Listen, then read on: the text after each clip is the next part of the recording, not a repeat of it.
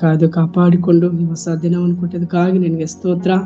ಮುಂಜಾನೆ ವೇಳೆಯಲ್ಲಿ ಕರ್ತನೆ ಸ್ವಾಮಿ ನಿನ್ನ ಜೀವನ ವಾಕ್ಯವನ್ನು ಪ್ರಕಟಿಸುವಾಗ ಧ್ಯಾನ ಮಾಡಿ ಪ್ರಕಟಿಸುವಾಗ ನಿನ್ನ ಕೃಪೆ ಅನುಗ್ರಹಿಸಬೇಕೆಂಬುದಾಗಿ ನಾವು ಪ್ರಾರ್ಥಿಸುತ್ತಾ ಯೇಸು ಕ್ರಿಸ್ತನ ಭದ್ರವಾದ ನಾಮದಲ್ಲಿ ಬೇಡುವಂತನೇ ಜೀವನ ತಂದೆ, ಆಮೆನ್ ಆಮೆನ್.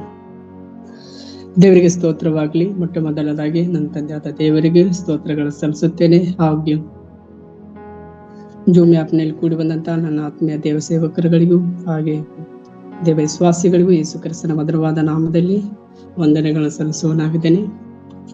ನನಗೆ ಈ ದಿನದಲ್ಲಿ ಸತ್ಯವೇದದ ವಾಕ್ಯದ ಧ್ಯಾನಕ್ಕಾಗಿ ಆರಿಸಿಕೊಂಡಂತ ಲೂಕನ್ ಬರೆದ ಸುವಾರ್ತೆ 14ನೇ ಅಧ್ಯಾಯ ವಚನ 16ರಿಂದ 24ನೇ ವಚನದವರೆಗೂ ನಾವು ಧ್ಯಾನ ಮಾಡುವವರಾಗಿದ್ದೇವೆ. ಮತ್ತು ಮಕ್ಕಳ ಸತ್ಯವೇದದ ಭಾಗವು ಯೆರೆಮೀಯನ ಕೊನೆಯ ದಿನಗಳು, ಯೆರೆಮೀಯನ ಪುಸ್ತಕ 52ನೇ ಅಧ್ಯಾಯ ಮತ್ತು 1 ವರ್ಷಕ್ಕೆ ಸತ್ಯವೇದದ ಅಧ್ಯಯನದ ಭಾಗ ದಾನಿಯೇಲ 1ನೇ ಅಧ್ಯಾಯ ವಚನ 1ರಿಂದ 3 ಮತ್ತು 30ರ ವಚನ. ಮತ್ತು ಈ ದಿನದಲ್ಲಿ ಬಾಯ್ಪಾಟ ವಚನ ನೋಡುವಾಗ ಲೂಕನ್ ಬರೆದ ಸುವಾರ್ತೆ 14ನೇ ಅಧ್ಯಾಯ 18ನೇ ವಚನ. ನೋಡಿ ಪ್ರೀತಿ ಉಳ್ಳದರ ಮಕ್ಕಳೇ, ಈ ದಿನದಲ್ಲಿ ದೇವರ ವಾಕ್ಯದ ಶಿರೋನಾಮ ಯಾವುದೆಂದರೆ ಮಹಾ ಔತಣ ಕೂಟದ ದೃಷ್ಟಾಂತ ಎಂಬುದಾಗಿ. ಅಂದ್ರೆ ಮಹಾ ಭೋಜನದ ಕೂಟದ ದೃಷ್ಟಾಂತ ಎಂಬುದಾಗಿ ನಾವು ನೋಡ್ತೀವಿ. ಮಹಾ ಭೋಜನದ ಕೂಟದ ದೃಷ್ಟಾಂತ ಎಂಬುದಾಗಿ ನೋಡ್ತೀವಿ. ಅದರಲ್ಲಿ ಕೆಲವೊಂದು ವಾಕ್ಯಗಳನ್ನು ನಾವು ಧ್ಯಾನ ಮಾಡಿಕೊಳ್ಳೋಣ ರೀ ಪ್ರೀತಿ ಉಳ್ಳದವ್ರ ಮಕ್ಕಳೇ. ಅದರಲ್ಲಿ ಲೂಕನ್ ಬರೆದ ಸುವಾರ್ತೆ 14ನೇ ಅಧ್ಯಾಯ ವಚನ 16ರಿಂದ 17 ವಚನದವರೆಗೆ ಒಂದು ಭಾಗವಾಗಿ ನಾವು ಧ್ಯಾನ ಮಾಡೋಣ. ನೋಡಿ, ಈ ಮೊದಲನೇದಾಗಿ 15ನೇ ವಚನ ನಾವು ಓದಿಕೊಳ್ಳೋಣ ಪ್ರಿಯರೇ. 15ನೇ ವಚನದಲ್ಲಿ ನಾವು ನೋಡುವಾಗ ಸಂದರ್ಭ ಎಂಬುದಾಗಿ ನೋಡ್ತೀವಿ. ಸಂದರ್ಭದಲ್ಲಿ ಲೋಕಕ್ಕೆ ನೋಡಿ ಸಂದರ್ಭ ಎಂಬುದಾಗಿ ನೋಡುವಾಗ ಊಟಕ್ಕೆ ಕುಳಿತವರಲ್ಲಿ ಒಬ್ಬನು ಈ ಮಾತುಗಳನ್ನು ಕೇಳಿ ದೇವರ ರಾಜ್ಯದಲ್ಲಿ ಊಟ ಮಾಡುವವನೇ ಧನ್ಯನು ಎಂದು ಕೇಳಲು, ನೋಡಿ ಊಟ ಮಾಡುವವನು ದೇವರ ರಾಜ್ಯದಲ್ಲಿ ಧನ್ಯನೆಂಬುದಾಗಿ ಒಬ್ಬ ವ್ಯಕ್ತಿ ಕೇಳ್ತಾ ಇದ್ದಾರೆ. ಅಂದ್ರೆ ಇಲ್ಲಿ ನಾವು ನೋಡುವಾಗ 1ನೇ ವಚನದಲ್ಲಿ 14ನೇ ಅಧ್ಯಾಯ 1ನೇ ವಚನದಲ್ಲಿ ನೋಡುವಾಗ ಫರಿಸಾಯರ ಮುಖ್ಯಸ್ಥರ ಮನೆಯಲ್ಲಿ ಈ ಊಟದ ಕೂಟದಲ್ಲಿ ಕುಳಿತುಕೊಂಡಿರಾಗ ವ್ಯಕ್ತಿ ಒಂದು ಮಾತನ್ನು ಕೇಳ್ತಾ ಇದ್ದಾರೆ ಯೇಸು ಸ್ವಾಮಿಯವರು. ನೋಡಿ, ಯೇಸು ಒಬ್ಬ ಫರಿಸಾಯನ ಮನೆಯಲ್ಲಿ ಊಟಕ್ಕೆ ಕುಳಿತಿದಾಗ ಈ ಮಾತುಕತೆ ನಡೀತು ಎಂಬುದಾಗಿ ನೋಡ್ತಿದ್ರೆ ಪರಲೋಕ ರಾಜ್ಯದ ಬಗ್ಗೆ ನಡೀತು ಎಂಬುದಾಗಿ ನೋಡ್ತಿದ್ರೆ ಮಾತುಕತೆ. ನೋಡಿ, ನಾವು 16ನೇ ವಚನದಲ್ಲಿ ನೋಡುವಾಗ ದೊಡ್ಡ ಆಹ್ವಾನ ಎಂಬುದಾಗಿ ನೋಡ್ತೀವಿ ಪ್ರಿಯರೇ. ದೊಡ್ಡ ಆಹ್ವಾನ ಅಂದ್ರೆ ಸ್ವಾಗತಿಸಿಕೊಳ್ಳುವುದು ಎಂಬುದಾಗಿ ನೋಡ್ತೀವಿ. 16ನೇ ವಚನದಲ್ಲಿ ದೊಡ್ಡ ಆಹ್ವಾನ ಸ್ವಾಗತಿಸಿಕೊಳ್ಳುವುದು ಎಂಬುದಾಗಿ ನೋಡ್ತೀವಿ. ಅಲ್ಲಿ 16ನೇ ವಚನದಲ್ಲಿ ಒಬ್ಬನೊಬ್ಬ ಮನುಷ್ಯನು ದೊಡ್ಡ ಅಡಿಗೆ ಮಾಡಿಸಿ ಅನೇಕರಿಗೆ ಊಟಕ್ಕೆ ಹೇಳಿಸಿದನು ಎಂಬುದಾಗಿ ನೋಡ್ತೀವಿ. ಒಬ್ಬನೊಬ್ಬ ಮನುಷ್ಯನು ದೊಡ್ಡ ಅಡಿಗೆ ಮಾಡಿಸಿ ಅನೇಕರಿಗೆ ಊಟಕ್ಕೆ ಹೇಳಿಸಿದನು. ಇಲ್ಲಿ ನಾವು ನೋಡುವಾಗ ಆತ್ಮಿಕ ರೀತಿಯಾಗಿ ನಾವು ತೆಗೆದುಕೊಳ್ಳುವಾಗ ಪ್ರಿಯರೇ ಈ ವಚನ, ಇಲ್ಲಿ ಒಬ್ಬ ಮನುಷ್ಯನು ಅಂದರೆ ತಂದೆಯಾದ ದೇವರನ್ನು ಸೂಚಿಸುತ್ತದೆ ಎಂಬುದಾಗಿ ನೋಡ್ತೀವಿ. ಒಬ್ಬ ಮನುಷ್ಯನು ಎಂಬುದಾಗಿ ನೋಡುವಾಗ ತಂದೆಯಾದ ದೇವರನ್ನು ಸೂಚಿಸುತ್ತದೆ ಎಂಬುದಾಗಿ ನೋಡ್ತೀವಿ. ಮತ್ತು ದೊಡ್ಡ ಔತಣ ಎಂದರೆ ಎಂಬುದಾಗಿ ನೋಡುವಾಗ ಪ್ರೇರಣೆ ದೇವರ ರಾಜ್ಯದ ರಕ್ಷಣೆ ಎಂಬುದಾಗಿ ಈ ವಚನ ನಮಗೆ ಸೂಚಿಸುತ್ತದೆ ಎಂಬುದಾಗಿ ನೋಡ್ತೀವಿ. ದೇವರ ದೊಡ್ಡ ಔತಣ ಅಂದರೆ ದೇವರ ರಾಜ್ಯದ ರಕ್ಷಣೆ ಮತ್ತು ಆತನ ಕೃಪೆ ಎಂಬುದಾಗಿ ನಾವು ನೋಡ್ತೀವಿ ಪ್ರೇರಣೆ. ಆತನ ಕೃಪೆ ಹಾಗೂ ದೇವರು ಮಾನವ ಕುಲಕ್ಕೆ ತನ್ನ ರಕ್ಷಣೆಯ ಹಬ್ಬದಲ್ಲಿ ಭಾಗಿಯಾಗಿರಲು ದೇವರು ಅಪಾರವಾದ ಪ್ರೀತಿಯಿಂದ ದೊಡ್ಡ ಆಹ್ವಾನವನ್ನು ನೀಡಿದನೆಂಬುದಾಗಿ ನೋಡ್ತೀವಿ. ದೊಡ್ಡ ಹಬ್ಬದಲ್ಲಿ ಅಂದ್ರೆ ಪರಲೋಕ ರಾಜ್ಯದಲ್ಲಿ ಎಲ್ಲರನ್ನು ದೇವರು ಏನ್ ಮಾಡಿದಾನೆ, ಆಹ್ವಾನಿಸಿಕೊಳ್ಳುತ್ತಾ ಇದ್ದಾನೆ. ಪಾಪಿಗಳನ್ನು, ರಕ್ಷಿಸಿಕೊಂಡವರನ್ನು, ತಳ್ಳಲ್ಪಟ್ಟವರನ್ನು ಎಲ್ಲರನ್ನು ಏನ್ ಮಾಡಿದ ದೇವರು ಆಹ್ವಾನಿಸಿಕೊಳ್ಳುತ್ತಾ ಇದ್ದಾನೆ ಎಂಬುದಾಗಿ ನೋಡ್ತೀವಿ. ನೋಡಿ, ದೇವರ ಅಪಾರವಾದ ಪ್ರೀತಿಯಿಂದ ದೊಡ್ಡ ಆಹ್ವಾನವನ್ನು ನೀಡಿದ್ದಾನೆ ನಮ್ಮೆಲ್ಲರಿಗೆ. ಆಹ್ವಾನಕ್ಕೆ ನಾವು ಪ್ರಿಯರೇ ನಾವು ಸಿದ್ಧತೆಯಾಗಿ ಇದ್ದು ನಾವು ಹೋಗುವವರಾಗಿರ್ಬೇಕೆಂಬುದಾಗಿ ದೇವರ ವಾಕ್ಯ ಹೇಳುತ್ತೆ. ಎಂದು ನಾವು ಈ ವಚನದಲ್ಲಿ ತಿಳಿದುಕೊಳ್ಳುವವರಾಗಿದ್ದೇವೆ. ಅಪಾರವಾದ ಪ್ರೀತಿಯಿಂದ ದೊಡ್ಡ ಆಹ್ವಾನವನ್ನು ದೇವರು ನಮಗೆ ನೀಡ್ತಾ ಇದ್ದಾನೆ.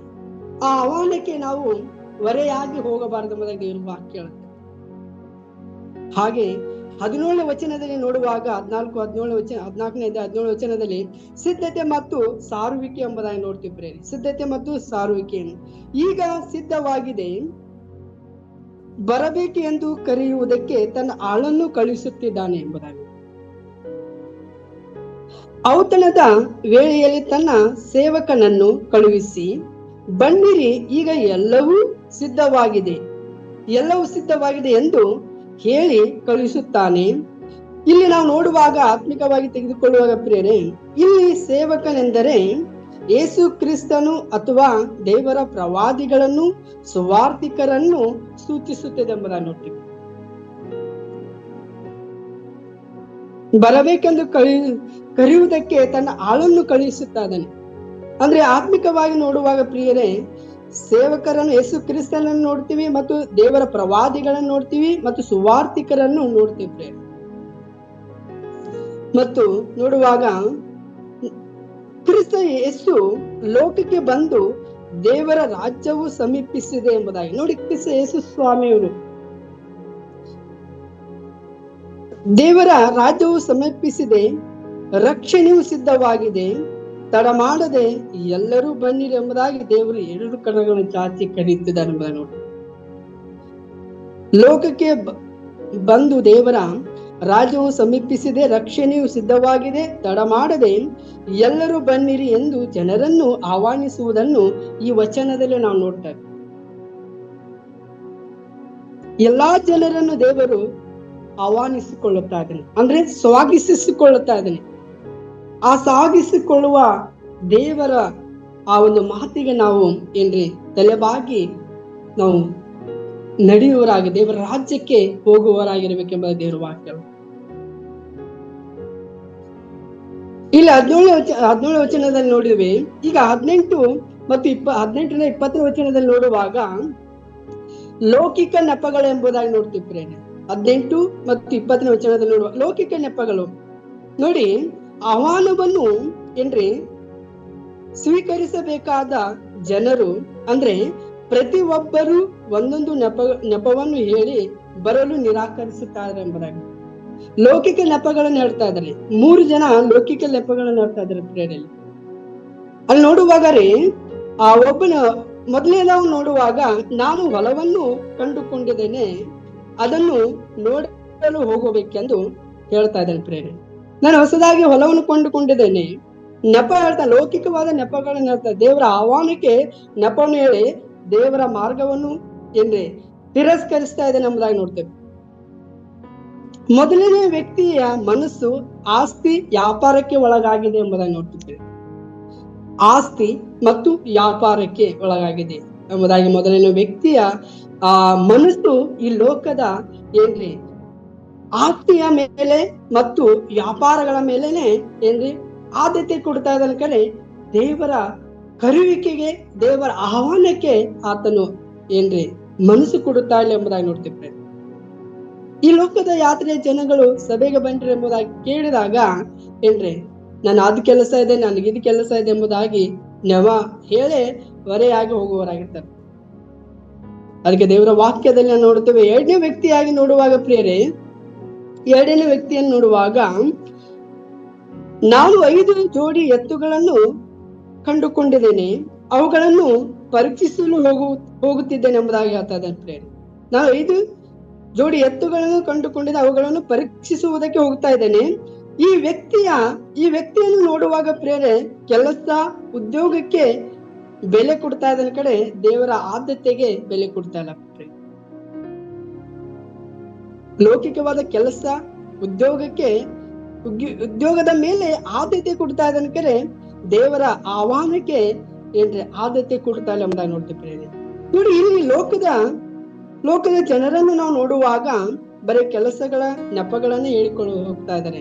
ಇಲ್ಲಿ ಯೋಹಾನನ ಬರೆದ ಸುವಾರ್ತೆ 6ನೇ ಅಧ್ಯಾಯ 27ನೇ ವಚನದಿಂದ ಹೀಗೆ ಹೇಳುತ್ತೆ ಪ್ರೇರೆ, ದುಡಿಯಿರಿ, ಕೆಟ್ಟು ಹೋಗುವ ಆಹಾರಕ್ಕಾಗಿ ದುಡಿಯಬೇಡಿ ಎಂಬುದಾಗಿ ದೇವರು ವಾಕ್ಯ ಹೇಳುತ್ತೆ. ದುಡಿಯಿರಿ, ನಾಶನಕ್ಕೆ ಹೋಗುವ ಆಹಾರಕ್ಕಾಗಿ ನೀವು ದುಡಿಯಬೇಡ್ರಿ ಎಂಬುದಾಗಿ ಹೇಳ್ತಾ ಇದ್ದೀವಿ. ನಿಮ್ಮನ್ನು ನಾಶನಕ್ಕೆ ಒಳಪಡಿಸುವಂತ ಆಹಾರಕ್ಕಾಗಿ ದುಡಿಯಬೇಡ್ರಿ ಎಂಬುದಾಗಿ ದೇವರು ವಾಕ್ಯ ಹೇಳುತ್ತೆ. ಈ ಲೋಕದ ಜನಗಳು ಬರೇ ಏನ್ರಿ ಕೆಲಸಗಳಿಗೆ ಆದ್ಯತೆ ಕೊಡ್ತಾ ಇದ್ದಾರೆ, ಕರೆ ದೇವರಿಗೆ ಒಂದು ಸಮಯವನ್ನು ಕೊಡ್ತಾ ಇಲ್ಲ ಪ್ರೇಮ. ಮತ್ತೆ ನಿತ್ಯ ಜೀವಕ್ಕೆ ಉಳಿಯುವ ಆಹಾರಕ್ಕಾಗಿ ದುಡಿರಿ ಎಂಬುದಾಗಿ ದೇವರ ವಾಕ್ಯ ಹೇಳುತ್ತೆ. ನಮ್ಮನ್ನು ಪರಲೋಕ ರಾಜ್ಯಕ್ಕೆ ನಡೆಸುವಂತ ಮಾರ್ಗದ ಆಹಾರಕ್ಕಾಗಿ ದುಡಿಯಿರಿ ಎಂಬುದಾಗಿ ದೇವರ ವಾಕ್ಯ ಹೇಳುತ್ತೆ ಪ್ರೇರೆ. ಇಂಥ ಆಹಾರವನ್ನು ಮನುಷ್ಯ ಕುಮಾರನು ನಿಮಗೆ ಕೊಡುವವನಾಗಿದ್ದಾನೆ. ಆತನೇ ನಮ್ಮೆಲ್ಲರ ರಕ್ಷಕನಾಗಿರುವಂತ ಒಬ್ಬನೇ ತಂದೆ ಆಗಿರುವಂತ ಯೇಸು ಕ್ರಿಸ್ತನ ಮೂಲಕವಾಗಿ ನಮಗೆ ನಿತ್ಯ ಜೀವವು ಸಿಗುತ್ತದೆ ಎಂಬುದಾಗಿ ದೇವರ ವಾಕ್ಯ. ಅದು ಮೂರನೇ ವ್ಯಕ್ತಿಯನ್ನು ಮೂರನೇ ವ್ಯಕ್ತಿಯು ನೋಡುವಾಗ ನನಗೆ ಈಗ ತಾನೇ ಮದುವೆ ಆಗಿದೆ, ಆದದಿಂದ ಬರಲಕ್ಕಾಗುವುದಿಲ್ಲ ಎಂದು ಹೇಳ್ತಾ ಇದ್ದಾನೆ. ಈ ವ್ಯಕ್ತಿಯನ್ನು ನೋಡುವಾಗ ನಾವು ಕುಟುಂಬ ಸಂಬಂಧಗಳಿಗೆ ಆದ್ಯತೆ ಮಾತ್ರ ಕೊಡ್ತಾ ಇದ್ದಾನೆ. ದೇವರ ಏನ್ರಿ ಆಹ್ವಾನಕ್ಕೆ ಆದ್ಯತೆ ಕೊಡ್ತಾ ಇಲ್ಲ. ಲೌಕಿಕವಾದ ನೆಪಗಳನ್ನೇ ಈ ವ್ಯಕ್ತಿಗಳನ್ನು ಹೇಳ್ಕೊಂಡು ಹೋಗ್ತಾ ಇದ್ದಾರೆ. ಆದರೆ ನೋಡುವಾಗ ಪ್ರೀತಿಯುಳ್ಳದರ ಮಕ್ಕಳೇ, ಬರೀ ನೆಪಗಳನ್ನು ಹೇಳ್ತಾ ಇದ್ದಾರೆ. ಹೇಳಿ ಬಂದ ಆಹ್ವಾನಿತರು ಹೊಲ ಕೊಂಡುಕೊಂಡಿದ್ದೇನೆ, ಎತ್ತುಗಳನ್ನು ಕೊಂಡುಕೊಂಡಿದ್ದೇನೆ, ಮದುವೆ ಆಗಿದೆ ಎಂದು ಲೌಕಿಕ ಮತ್ತು ಐಹಿಕ ವಿಷಯಗಳಿಗೆ ಆದ್ಯತೆ ಕೊಡ್ತಾ ಇದ್ದಾರೆ. ಲೌಕಿಕ ಐಹಿಕತೆಯ ವಿಷಯಗಳಿಗೆ ಆದ್ಯತೆಗಳನ್ನು ಕೊಡ್ತಾ ಇದ್ದಾರೆ. ದೇವರ ಕರೆಯುವಿಕೆಗೆ ಏನ್ ಮಾಡ್ತಾ ಇದ್ದಾರೆ? ಇವರು ನಿರಾಕರಿಸ್ತಾ ಇದ್ದಾರೆ. ದೇವರ ಕರೆಯುವಿಕೆಗೆ ನಿರಾಕರಿಸ್ತಾ ಇದ್ದಾರೆ. ಪ್ರೀತಿಯುಳ್ಳದರ ಮಕ್ಕಳೇ, ಈ ಮೂರು ವ್ಯಕ್ತಿಗಳಾಗಿ ಜೀವಿತದಲ್ಲಿ ನಾವು ಜೀವಿಸಬಾರದೆಂಬುದಾಗಿ ದೇವರು ವಾಕ್ಯ ಹೇಳುತ್ತೆ. ಹಾಗೆ ನಾವು ಮೂರನೇದಾಗಿ ನೋಡುವಾಗ ಲೂಕನ್ ಬರೆಸುತ್ತ 14:21-22 ವಚನದಲ್ಲಿ ನೋಡುವಾಗ ಬಡವರಿಗೂ ಮತ್ತು ದೀನರಿಗೂ ಆಹ್ವಾನಿತ ಕರೆ ಎಂಬುದಾಗಿ ನೋಡ್ತೇವೆ. ಬಡವರಿಗೂ ಮತ್ತು ದೀನರಿಗೂ ಆಹ್ವಾನಿತ ಕರೆ ನೋಡಿ. 21ನೇ ವಚನದಲ್ಲಿ, ನೀನು ತಟ್ಟನೆ ಈ ಊರಿನ ಬೀದಿಗೂ ಸಂದಿಗೂ ಹೋಗಿ ಬಡವರನ್ನು, ಉನ್ನವಾದವರನ್ನು, ಕುರುಡರನ್ನು, ಕುಂಟರನ್ನು ಇಂಥವರನ್ನು ಇಲ್ಲಿಗೆ ಕರೆದುಕೊಂಡು ಬಾ ಎಂದು ಹೇಳಿದನು ಸ್ವಾಮಿ. ಯಜಮಾನನು ಹೇಳ್ತಾ ಇದ್ದಾನೆ. ಅವಾಗ ಮೊದಲ ಆಹ್ವಾನಿತರು ಆಹ್ವಾನವನ್ನು ನಿರಾಕರಿಸಿದ್ದಾರೆ. ಈ ಮಾತು ಮೊದಲನೆಯ ಆಹ್ವಾನಿತರು ಏನ್ ಮಾಡಿದ್ದಾರೆ? ನಿರಾಕರಿಸಿದ್ದಾರೆ. ಯಜಮಾನ ಹೇಳ್ತಾರೆ ಆಳಿಗೆ, ನೀನು ಏನ್ ಮಾಡೀಗ ಬಡವರನ್ನು ಮತ್ತು ಉನ್ನವಾದವರನ್ನು ಮತ್ತು ಕುರುಡರನ್ನು, ಕುಂಟರನ್ನು ಇಂಥವರನ್ನು ಕರೆದುಕೊಂಡು ಬಾ ಎಂದು ಹೇಳ್ತಾ ಇದ್ದಾನೆ. ಅದಕ್ಕೆ ಯಜಮಾನನು ಸಮಾಜದಿಂದ ತಳ್ಳಲ್ಪಟ್ಟವರನ್ನು ಆರಿಸುತ್ತಾ ಇದ್ದಾನೆ. ಸಮಾಜದಿಂದ ತಳ್ಳಲ್ಪಟ್ಟವರನ್ನು ಆರಿಸಿಕೊಳ್ಳುತ್ತಾ ಇದ್ದಾನೆ ಮತ್ತು ಬಡವರನ್ನು, ರೋಗಿಗಳನ್ನು ಮತ್ತು ನೋಡಿ ತನ್ನ ಔತಣಕ್ಕೆ ಕರೆಯುತ್ತಿದ್ದಾನೆ. ನೋಡಿ, ದೇವರು ತನ್ನ ರಾಜ್ಯಕ್ಕೆ ಇಂಥವರನ್ನು ಕರೀತಾ ಇದ್ದಾನೆ ನೋಡ್ತೇವೆ ನೋಡಿ. ಹಾಗೆ ನೋಡುವಾಗ ಯಹೂದ್ಯ ಸಮಾಜದಲ್ಲಿ ಕೀಳಾಗಿ ನೋಡಲ್ಪಟ್ಟಿದ್ದ ಪಾಪಿಗಳನ್ನು, ಸುಂಕದವರನ್ನು ದೇವರ ರಾಜ್ಯದಲ್ಲಿ ದೇವರ ರಾಜ್ಯವು ತೆರೆಯಲ್ಪಟ್ಟಿದೆ ಎಂಬುದಾಗಿ ನೋಡಿ. ಇಂಥವರಿಗೆ ದೇವರ ರಾಜ್ಯವು ತೆರೆಯಲ್ಪಟ್ಟಿದೆ ಎಂಬುದಾಗಿ. ಯಾರು ಉಂಟು ನಮಗಳನ್ನು ಹೇಳಿ, ನೆಪಗಳನ್ನು ಹೇಳಿ, ಲೌಕಿಕವಾದ ನೆಪಗಳನ್ನು ಹೇಳಿಕೊಂಡು ದೇವರ ಆಹ್ವಾನವನ್ನು ತಿರಸ್ಕರಿಸಿದಾರೋ ಇಂಥವರ ಪ್ರೀತಿಯುಳ್ಳದರ ಮಕ್ಕಳೇ, ದೇವರಿಗೆ ಕೋಪವನ್ನು ತರಿಸುವಂತಹ ವ್ಯಕ್ತಿಗಳಾಗಿದ್ದಾರೆ ಎಂಬುದನ್ನು. ನಾಲ್ಕನೇದಾಗಿ ನೋಡುವಾಗ ನೋಡಿ 14:23-24 ವಚನ ನೋಡುವಾಗ, ನಾಲ್ಕನೇದಾಗಿ ಪ್ರೀತಿಯುಳ್ಳದರ ಮಕ್ಕಳೇ, ಅನ್ಯರಿಗೂ ಬಾಗಿಲು ತೆರೆದಿರುವುದೆಂಬುದಾಗಿ ನೋಡ್ತೀವಿ. ಅನ್ಯರಿಗೂ ಬಾಗಿಲು ತೆರೆದಿರುವುದೆಂಬುದಾಗಿ ನೋಡ್ತೀವಿ. 23-24 ವಚನ ನೋಡುವಾಗ, ಇದನ್ನು ಉದಾಹರಣೆಯಾಗಿ ನಾವು ತೆಗೆದುಕೊಳ್ಳುವಾಗ ಪ್ರೀತಿಯುಳ್ಳದರ ಮಕ್ಕಳೇ, ಊರಿನ ಹೊರಗಿನ ಹೆದ್ದಾರಿಗಳಿಗೆ, ಅಂದರೆ ಇದು ಯಹೂದ್ಯರಲ್ಲದ ಅನ್ಯ ಜನರಿಗೂ ದೇವರ ರಕ್ಷಣೆಯು ಕೊಡಲ್ಪಟ್ಟಿದೆ ಎಂಬುದಾಗಿ.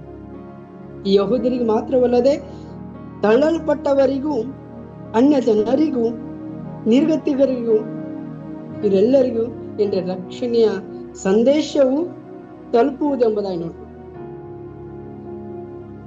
ದೇವರ ರಾಜ್ಯದ ಆಶೀರ್ವಾದವು ಕೇವಲ ಕೆಲವರಿಗೆ ಮಾತ್ರ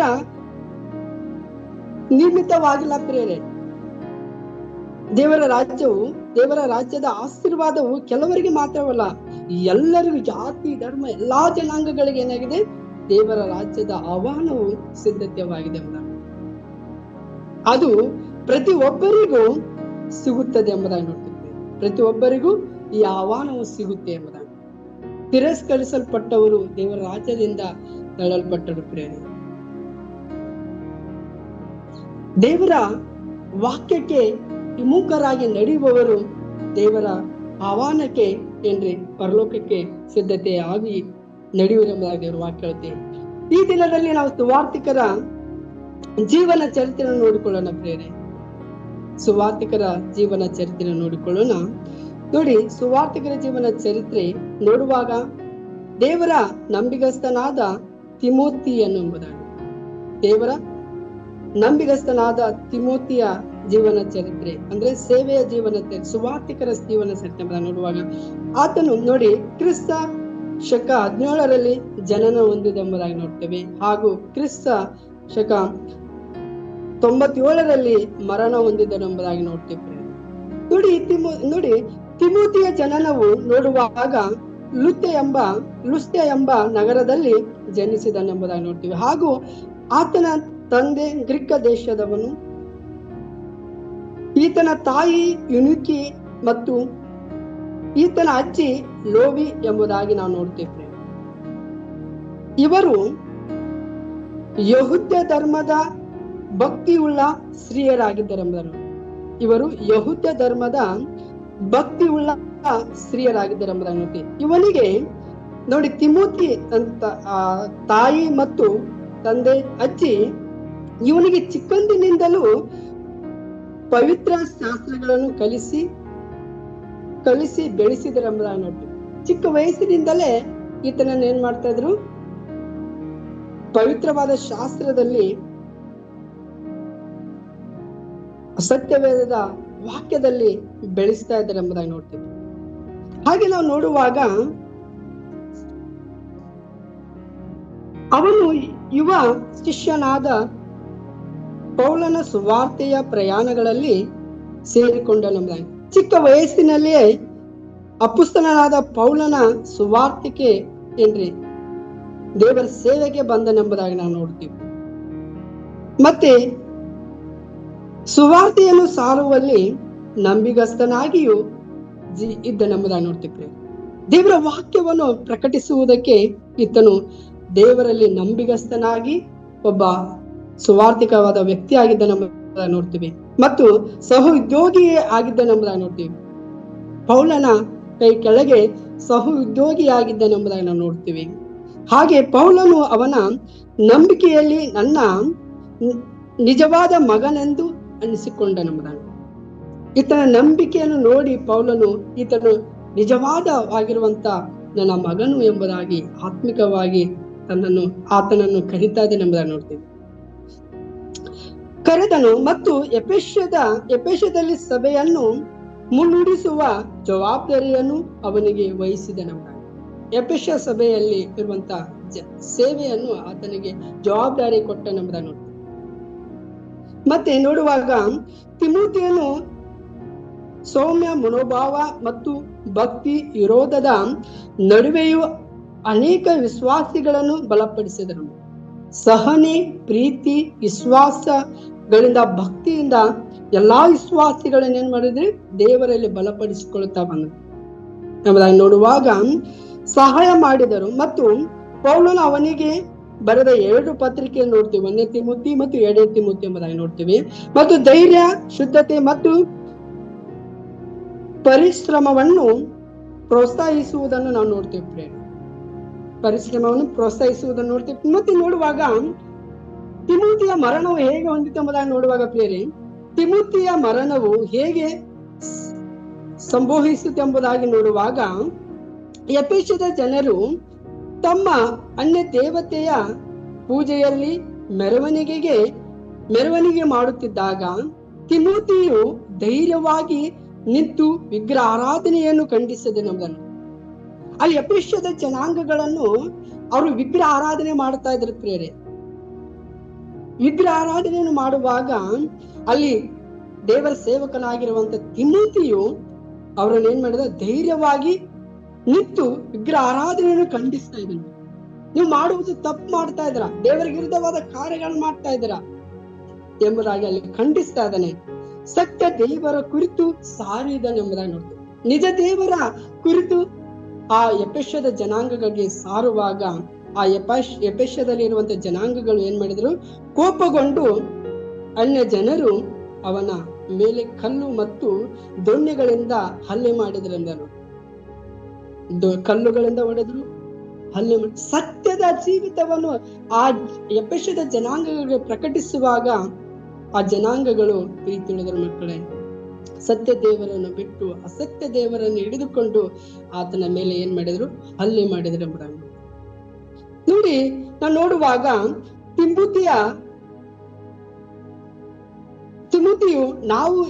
ತಿಮೋತಿಯಲ್ಲಿ ನಾವು ಏನು ಕಲಿತುಕೊಳ್ಳಬೇಕೆಂಬುದಾಗಿ ನೋಡುವಾಗ ಪ್ರೀತಿ ಉಳ್ಳದವ್ರ ಮಕ್ಕಳೇ, 1ನೇ ತಿಮೋತಿ 4ನೇ ಅಧ್ಯಾಯ 12ನೇ ವಚನದಿಂದ ಹೀಗೆ ಹೇಳುತ್ತೆ, ಯೌವನಸ್ಥನೆಂದು ನಿನ್ನನ್ನು ಅಸಡ್ಡೆ ಮಾಡಿಕೊಳ್ಳದೆ ಯಾರಿಗೂ ಅವಕಾಶ ಕೊಡದೆ. ನೀನು ಯೌವನದಲ್ಲಿದೆಯಾ, ಯೌವನ ಪ್ರಾಯದಲ್ಲಿ ಯಾವುದೇ ನೀನು ಕೆಟ್ಟ ಕಾರ್ಯಗಳು, ಕೆಟ್ಟ ಮಾರ್ಗಗಳಲ್ಲಿ ನೀನು ಹೋಗದೆ, ಜನಗಳ ಬಾಯಿಗಳಲ್ಲಿ ನೀನು ನಿಂದನೆಯ ದೂಷಣೆಗಳ ಮಾತುಗಳನ್ನು ತರದೆ, ಯಾರಿಗೆ ಅವಕಾಶವನ್ನು ಕೊಡದೆ, ನಂಬುವವರಿಗೆ ಇಲ್ಲಿ 5 ವಿಷಯಗಳನ್ನು ಹೇಳ್ತಾ ಇದ್ದಾನೆ ಪ್ರಿಯರೇ. ನಡೆ ಅಂದ್ರೆ ಸರಳಿತವಾದ ಮಾರ್ಗವನ್ನು ಇತರಿಗೆ ತಿಳಿಯಪಡಿಸುವುದಾಗಿ ನೋಡ್ತಾ ಇದ್ದೇನೆ. ಮತ್ತೆ 2ನೇದಾಗಿ ನೋಡುವಾಗ ನುಡಿ ಒಳ್ಳೆಯ ಮಾತುಗಳನ್ನು ಸಂಭಾಷಿಸು ಎಂಬುದಾಗಿ ಅಲ್ಲಿ ನಾವು ನೋಡ್ತಾ ಇದ್ದೇವೆ ಪ್ರಿಯರೇ. ದೇವರ ವಾಕ್ಯದ ಮೂಲಕ ಪೌಲನು ದೇವರ ವಾಕ್ಯದ ಮೂಲಕವಾಗಿ ತಿಮೋತಿನಿಗೆ ಈ ಒಂದು ವಿಷಯಗಳನ್ನು ತಿಳಿಯಪಡಿಸ್ತಾ ಇದ್ದಾನೆ ಪ್ರಿಯರೇ. ನಡೆ ಅಂದ್ರೆ ಸರಳಿತವಾದ ಮಾರ್ಗ. 2ನೇದಾಗಿ ನೋಡುವಾಗ ನುಡಿ ಒಳ್ಳೆಯ ಮಾತುಗಳನ್ನು ಬೋಧಿಸು. ಮತ್ತು 3ನೇದಾಗ ಪ್ರೀತಿ, ಎಲ್ಲರನ್ನು ಒಂದೇ ರೀತಿಯಾಗಿ ಪ್ರೀತಿ ಮಾಡು ಎಂಬುದಾಗಿ, ಪ್ರೀತಿಯನ್ನು ತೋರಿಸು ಎಂಬುದಾಗಿ ತಿಳಿಸಿಕೊಡ್ತಾ ಇದ್ದಾನೆ ಪ್ರೇರೆ. 4ನೇದಾಗಿ ನೋಡುವಾಗ ನಂಬಿಕೆ ಎಂದರೆ ಪ್ರೀತಿ, ದೇವರ ಕೆಲಸದಲ್ಲಿ ನಂಬಿಗಸ್ತನಾಗಿ ಜೀವಿಸು ಎಂಬುದಾಗಿ ನೋಡಿ ತಿಮೋತಿಯಲ್ಲಿ ನಾವು ಕಲಿತುಕೊಳ್ಳುವಂತ ಈ ಒಂದು ವಿಷಯಗಳು ಪ್ರಿಯರೇ. ಮತ್ತು ಶುದ್ಧತ್ವ ಅಂದರೆ ಪರಿಶುದ್ಧತೆಯನ್ನು ಕಾಯ್ದುಕೋ ಎಂಬುದಾಗಿ ತಿಮೋತಿಯ ಮೂಲಕವನ್ನ ಕಲಿತುಕೊಳ್ಳಬೇಕು. ಹೌದು ಪ್ರೀತಿಯ ಮಕ್ಕಳೇ, ನೋಡಿ ಸಂದರ್ಭ ಎಂಬುದಾಗಿ ನೋಡಿದ್ದೇವೆ ಮತ್ತು ದೊಡ್ಡ ಆಹ್ವಾನಕ್ಕೆ ನಾವು ಯಾವಾಗಲೂ ತಲೆಬಾಗಿ ಹೋಗುವವರಾಗಿರ್ಬೇಕೆಂಬ ದೇವರ ವಾಕ್ಯ ಹೇಳುತ್ತೆ. ಮತ್ತು ಸಿದ್ಧತೆ ಯಾವಾರು ಸಾರುವವರಾಗಿರ್ಬೇಕೆಂಬುದಾಗಿ ನಾವು ನೋಡುತ್ತೇವೆ. ಮತ್ತೆ ಲೌಕಿಕ ನೆಪಗಳನ್ನು ಹೇಳಿ ನಾವು ದೇವರಿಂದ ದೂರಾಗಿ ಹೋಗಬಾರದೆಂಬುದಾಗಿ ಈ ದಿನದಲ್ಲಿ ನಾವು ದೇವರ ವಾಕ್ಯದ ಮೂಲಕ ತಿಳಿದುಕೊಳ್ಳುವವರಾಗಿದೆ ಪ್ರೇರೆ. ಆ 3 ಜನರು ಲೌಕಿಕವಾದ ನೆಪಗಳನ್ನು ಹೇಳಿ ದೇವರ ಆಹ್ವಾನಕ್ಕೆ ಏನ್ರಿ ಹೊರೆಯಾಗಿ ಹೋದರೆ ಎಂಬುದಾಗಿ ನೋಡ್ತೀವಿ ಪ್ರೇರೆ. ಮತ್ತು ದೀನರಿಗೂ ಮತ್ತು ಬಡವರಿಗೂ ಆಹ್ವಾನಿಸಲ್ಪಡುತ್ತೆ ಎಂಬುದಾಗಿ ನೋಡ್ತೀವಿ ಪ್ರೀತಿಯ ಮಕ್ಕಳೇ. ಅನ್ಯರಿಗೂ ಬಾಗಿಲು ತೆರೆಯುವುದು ಎಂಬುದಾಗಿ ಸಹ ನೋಡ್ತೀವಿ. ದೇವರ ತಾನೇ ವಾಕ್ಯದ ಮೂಲಕವಾಗಿ ನಮ್ಮೆಲ್ಲರನ್ನು ಆಶೀರ್ವಾದ ಮಾಡಲಿ. ಪ್ರಾರ್ಥನೆ ಮಾಡಿಕೊಳ್ಳೋಣ. ನಮ್ಮನ್ನು ಬಹಳವಾಗಿ ಪ್ರೀತಿ ಮಾಡಿಕೊಂಡು ಬಂದ ನಮ್ಮೆಲ್ಲರ ಸ್ವರ್ಗೀಯ ತಂದೆ ಆಗಿರುವಂತ ದೇವರೇ, ನಾಮಕ್ಕೆ ಸ್ತೋತ್ರವಾಗಲಿ ಸ್ವಾಮಿ. ಹೌದು ರಾಜ, ಮಹಾ ಔತಣದ ಕೂಟ ದೃಷ್ಟಾಂತ ಎಂಬುದಾಗಿ ನೋಡುವಾಗ ಸ್ವಾಮಿ, ಹೌದು ರಾಜ ಕರ್ತನ ದೇವರೇ ಸ್ವಾಮಿ, ನಿನ್ನ ಆಹ್ವಾನಕ್ಕೆ ಸ್ವಾಮಿ ದೇವರೇ ನಾವು ತಲೆಬಾಗಿ ಅಪ್ಪ ಸ್ವಾಮಿ ನಡೆಯುವುದೆಂಬುದಾಗಿ ನೀವು ತಿಳಿಸಿದ ಸ್ವಾಮಿ, ನಿನಗೆ ಸ್ತೋತ್ರ ಸ್ವಾಮಿ. ಹೌದು ರಾಜ ಕರ್ತನ ದೇವರೇ ಸ್ವಾಮಿ, ತಿಮೋತಿಯ ಸೇವೆಯ ಮಾರ್ಗವನ್ನು ಕರ್ತನ ದೇವರೇ ಅಪ್ಪ ಆತನು ನಿನಗೆ ನಂಬಿಗಸ್ತನಾಗಿ ಮಗನಾಗಿ ಎಂಬುದಾಗಿ ನೋಡ್ತೀವಿ ಸ್ವಾಮಿ. ನಡೆಯಲಿಯೂ ನುಡಿಯಲಿಯೂ ಪ್ರೀತಿಯಲ್ಲಿಯೂ ಸ್ವಾಮಿ ಶುದ್ಧತೆಯಲ್ಲಿಯೂ ಕರ್ತನೆ ದೇವರೇ ಅಪ್ಪ ಪ್ರವೀಣ ವ್ಯಕ್ತಿ ಆಗಿದ್ದೇನೆ ಎಂಬುದಾಗಿ ನೋಡ್ತೇವೆ ಸ್ವಾಮಿ. ಆತನ ಅಪ್ಪ ಸೇವೆಯ ಮಾರ್ಗವು ಕರ್ತನೆ ನಮ್ಮ ಜೀವಮಾನದ ಉದ್ದಕ್ಕೂ ಸ್ವಾಮಿ ಅಪ್ಪ ಇರಲಿಕ್ಕೆ ನಿನ್ನ ಕೃಪೆ ನಾನು ಕೈಸೆಂಬುದನ್ನು ಪ್ರಾರ್ಥಿಸ್ತಾ ಇದ್ದೇವೆ ಸ್ವಾಮಿ. ವಿಶೇಷವಾಗಿ ದೇವರ ನಮ್ಮ ಕಲ್ವಾರ್ ಶಾಪಲ ಸಂಸ್ಥೆಗಾಗಿ ನಾವು ಪ್ರಾರ್ಥನೆ ಮಾಡ್ತೇವೆ ಬಿಡಿ ಸ್ವಾಮಿ. ನಮ್ಮ ಕಲ್ವಾರ್ ಶಾಪಲ ಸಂಸ್ಥೆಯು ಭಾರತದಾದ್ಯಂತದಲ್ಲಿ ಎಲ್ಲೆಲ್ಲಿ ಸೇವೆಗಳು ನಡೀತಿದಾವೆ ಸ್ವಾಮಿ, ಎಲ್ಲಾ ಸೇವೆಗಳನ್ನು ನೀನು ಆಶೀರ್ವದಿಸು ಅಭಿವೃದ್ಧಿ ಪಡಿಸಬೇಕೆಂಬುದಾಗಿ ನಾವು ಪ್ರಾರ್ಥಿಸ್ತಾ ಇದ್ದೇವೆ ಸ್ವಾಮಿ ದೇವರೇ. ಹೌದು ರಾಜ, ಬೆಂಗಳೂರು ಪ್ರಾಂತದಲ್ಲಿ ಸೇವೆ ಸಲ್ಲಿಸುತ್ತಿರುವಂತ ಯಲಗೂರು ಶಂಕರ ಅಂಕಲಗಾಗಿ ಪ್ರಾರ್ಥನೆ ಮಾಡ್ತೀನಿ ಸ್ವಾಮಿ. ಕುಟುಂಬಕ್ಕಾಗಿ ಅವರ ಮಕ್ಕಳಿಗಾಗಿ ಸೇವೆಗಾಗಿ ಪ್ರಾರ್ಥಿಸ್ತಾರೆ ಬಿಡಿಯ ಸ್ವಾಮಿ. ಅವರನ್ನು ಹೆಚ್ಚಾಗಿ ನಿನ್ನ ಸೇವೆಗಳಲ್ಲಿ ಸ್ವಾಮಿ ಅಭಿವೃದ್ಧಿಪಡಿಸಲು ಪ್ರಾರ್ಥಿಸ್ತಾರೆ ಸ್ವಾಮಿ. ಹಾಗೆ ಕರ್ತನ ದೇವರ ಕೊಪ್ಪಳ ಪ್ರಾಂತದಲ್ಲಿ ಸೇವೆ ಸಲ್ಲಿಸುತ್ತಿರುವಂತ ಅನಿಲ್ ಕುಮಾರ್ ಅಂಕಲ್ಗಾಗಿ ಪ್ರಾರ್ಥಿಸ್ತಾ ಇದ್ದೀವಿ ಸ್ವಾಮಿ. ಅವರನ್ನು ಸಹ ಆಶೀರ್ವದಿಸಿ ಅವರ ಸೇವೆ, ಅವರ ಮಕ್ಕಳನ್ನು ಕರ್ತೇನೆ, ಅವರ ಕುಟುಂಬವನ್ನು ಕರ್ತೇನೆ ದೇವರೇ ಸ್ವಾಮಿ. ಎಲ್ಲಾ ಹಾಸ್ಟೆಲ್ ಮಕ್ಕಳನ್ನು ಕರ್ತೇನೆ ದೇವರೇ, ನೀನು ಆಶೀರ್ವದಿಸಿ ಬಲಪಡಿಸು ರಾಜ. ತಂದೆ ದೇವರೇ ಸ್ವಾಮಿ, ಇನ್ನು ಈ ತರಗಳ ಅಪ್ಪ ಸ್ವಾಮಿ ಊರುಗಳಲ್ಲಿ ಕರ್ತೇನೆ ದೇವರೇ ಸ್ವಾಮಿ, ನಮ್ಮ ಕಲ್ವರ್ ಶಾಪಿನ ಸಂಸ್ಥೆಗಳಲ್ಲಿ ಸೇವೆ ಸಲ್ಲಿಸುವ ಎಲ್ಲಾ ದೇವ ಸೇವಕರುಗಳ ಕುಟುಂಬಗಳ ಸೇವೆ ಸ್ಥಳಗಳನ್ನು ಎಲ್ಲವನ್ನು ಆಶೀರ್ವದಿಸಿ ಬಲಪಡಿಸು ರಾಜ್ಯ. ದೇವರ ಸೇವಕರು ಕಾಲಿಡುವ ಜಾಗಗಳ ನಿನಗೆ ಸ್ವಂತವಾಗಿ ಮಾರ್ಪಡಲಿ ಎಂಬುದನ್ನು ಪ್ರಾರ್ಥಿಸ್ತಾ ಇದ್ದೇವೆ ಸ್ವಾಮಿ. ದುಷ್ಟ ಸೈತಾನನ ಹಾವಳಿಗಳು, ದುಷ್ಟ ಸೈತಾನ ಕಾರ್ಯಗಳು ನಡೆಯುವ ಎಲ್ಲಾ ಕಾರ್ಯಗಳು ನಾಶವಾಗಿ ಹೋಗಲಿ ಎಂಬುದನ್ನು ಪ್ರಾರ್ಥಿಸ್ತಾ ಇದ್ದೇವೆ ಸ್ವಾಮಿ. ಹೌದು ರಾಜ, ನಾ ದೇವ ಭಕ್ತಾದಿಗಳು ಸಹ ಹೇರಳವಾಗಿ ಮುಖ್ಯ ಆಶೀರ್ವದಿಸಿ ಬಲಪಡಿಸು ರಾಜ. ಈ ದಿನ ಉದ್ದಕ್ಕೂ ಸ್ವಾಮಿ ದೇವರೇ ನಾವು ನಿನ್ನೊಟ್ಟಿಗೆ ಜೀವಿಸುತ್ತಾ ನಿನ್ನೊಟ್ಟಿಗೆ ನಡೆಯುತ್ತಾ ಕೃಪೆಯನ್ನು ಅನುಗ್ರಹಿಸಬೇಕೆಂಬುದನ್ನು ಪ್ರಾರ್ಥಿಸುತ್ತಾ ಎಲ್ಲ ಸ್ತುತಿಗ ನಮಾನ ಮಹಿಮೆಯು ನಿನಗೊಬ್ಬರಿಗೆ ಸಲ್ಲಿಸುತ್ತಾ ಅತಿ ಶೀಘ್ರದಲ್ಲಿ ಬರುತ್ತೇನೆಂಬುದಾಗಿ ಹೇಳಿದ ಯೇಸು ಕ್ರಿಸ್ತನ ಮಧುರವಾದ ನಾಮದಲ್ಲಿ ಬೇಡುವುದೊತ್ತನೇ ಜೀವನ ತಂದೆ.